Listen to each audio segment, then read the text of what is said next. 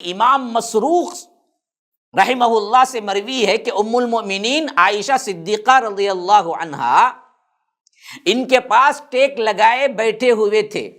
کون؟ امام مسروق.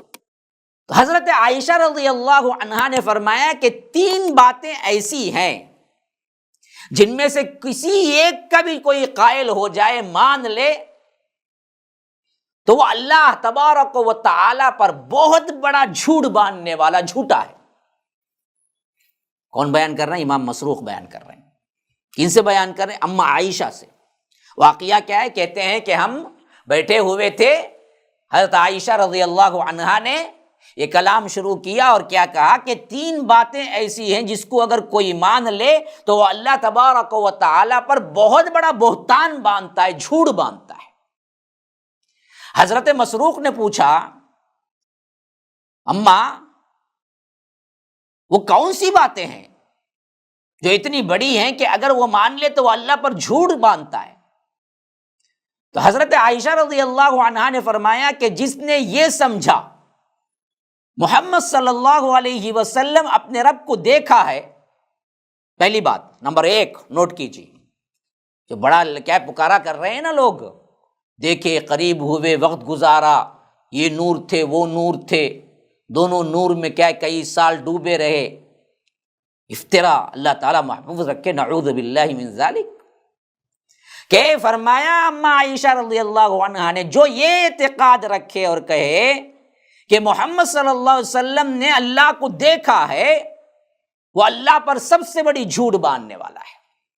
اچھا، اب اس کے بعد دیکھو، امام مسروق رحمہ اللہ کہتے ہیں کہ ام المومنین جیسے ہی یہ کہے، میں یہ سن کر جو ٹیک لگائے صوفے پہ بیٹھا ہوا تھا اٹھ کے بیٹھ گیا.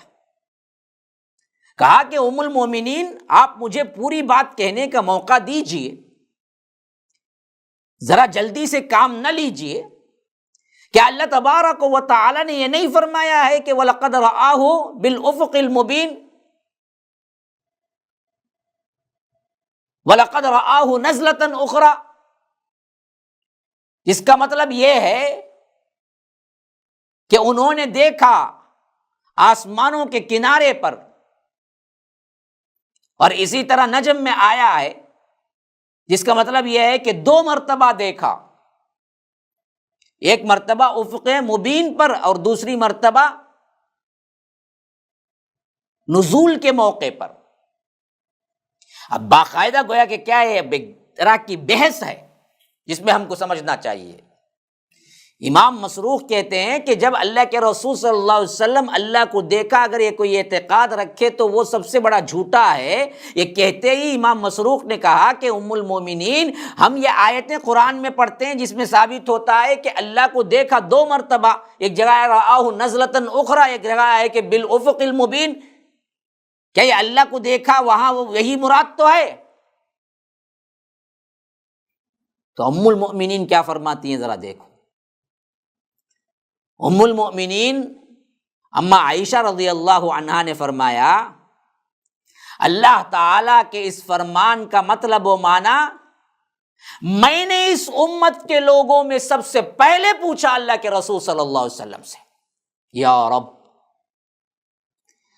تم جو آیتیں دلیل بنا کے مجھ سے پوچھ رہے ہو کہ یہاں پر اللہ نے دیکھا، جس کو کہہ رہا ہے وہ اللہ کے رسول نے اللہ کو دیکھا ہے نا، کہ رآہ بالافق المبین میں اور رآہ نزلۃ اخری میں.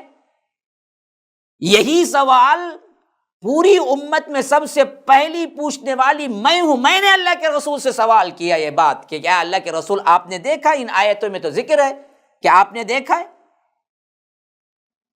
آپ صلی اللہ علیہ وسلم کیا جواب دیتے ہیں؟ دیکھو میری باتیں نہیں ہیں، بالدلائل بات کر رہا ہوں.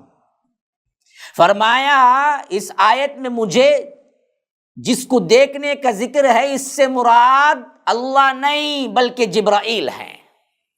اللہ کے رسول صلی اللہ علیہ وسلم حضرت عائشہ کے سوال پہ کہہ رہے ہیں جہاں 2 مرتبہ دیکھنے کا ذکر ہے وہ 2 مرتبہ بھی جبرائیل ہی ہیں، اللہ کا ذکر نہیں ہے وہاں پر.